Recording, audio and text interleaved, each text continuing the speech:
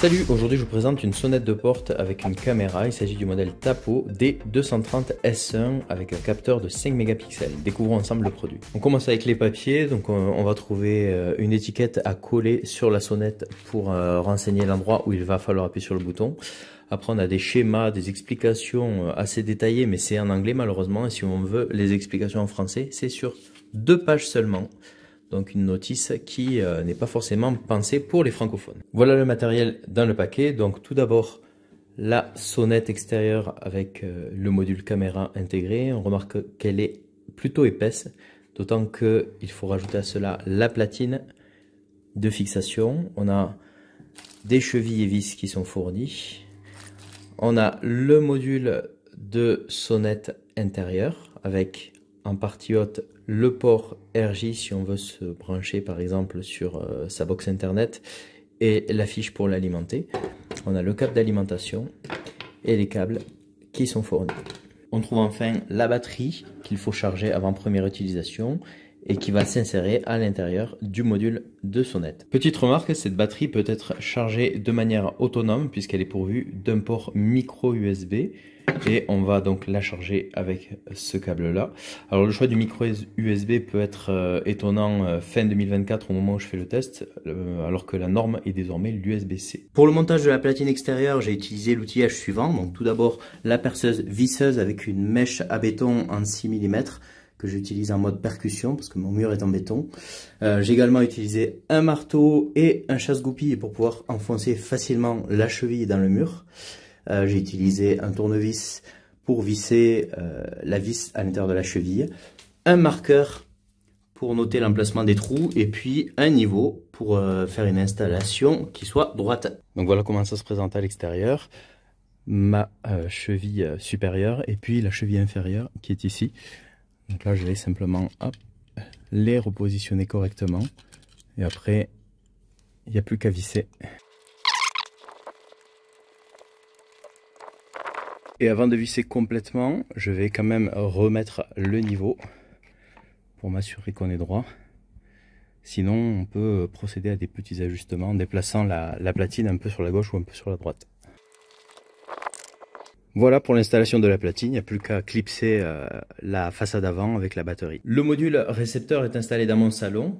Donc là, vous voyez à l'arrière les connexions. Donc à gauche, le câble d'alimentation qui va sur cette multiprise et puis le deuxième câble qui est le câble RJ45 qui va derrière ma Livebox. Petit plus du produit, il est possible d'enregistrer des vidéos. Pour ce faire, on va insérer une carte micro SD à l'arrière du boîtier récepteur à cet endroit-là. Voilà, j'ai installé la sonnette à l'extérieur, on va la tester ensemble. Pour ce faire, j'ai le smartphone avec l'application de Tapo qui a été lancée. On va appuyer sur le bouton. Et là, on a la notification comme quoi quelqu'un sonne à la porte.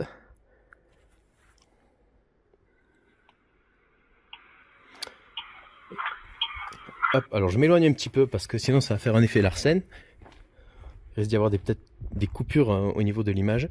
Donc voilà, on a accès en direct à l'écran de la sonnette et on va pouvoir interagir avec l'interlocuteur. Donc là par exemple on peut faire une réponse rapide en disant par exemple déposez le colis ici, je ne suis pas là, revenez plus tard, etc. Ou bien on peut interagir directement en appuyant sur le bouton appel vocal. Si j'appuie sur le bouton micro, si je parle là, ça sort dans le haut-parleur en façade de la sonnette.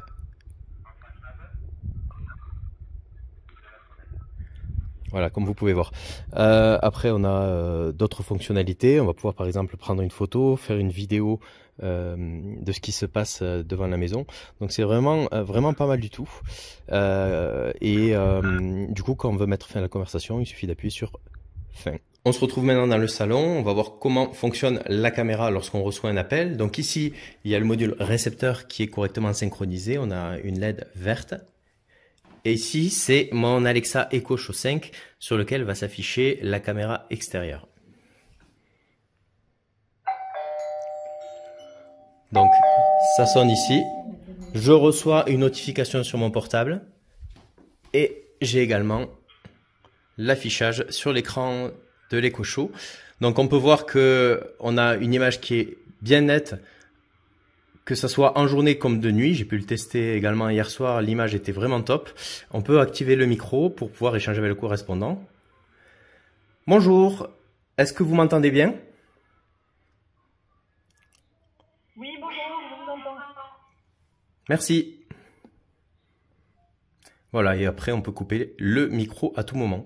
Donc une utilisation qui est quand même relativement simple avec une belle qualité d'image. On peut voir d'ailleurs aussi que tout est daté, on a la date du jour, l'heure, etc. Pour conclure, je suis content de cette sonnette Tapo D230S1. Je trouve que la qualité d'image est excellente, que ce soit de jour comme de nuit.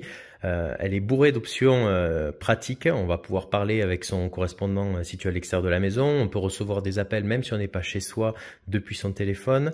On peut enregistrer des photos, enregistrer des vidéos, etc. Donc c'est vraiment bien. Je suis également content de pouvoir stocker les photos et les vidéos enregistrées sur une carte micro SD sans nécessairement passer par un service de stockage dans le cloud. Alors bien sûr, TP-Link propose ces services-là, mais ce n'est pas obligatoire. Donc ça, c'est pour moi un très bon point. C'est une caméra qui est vendue en dessous de 100 €. Je trouve que le rapport qualité-prix est excellent et je vous la recommande. À bientôt.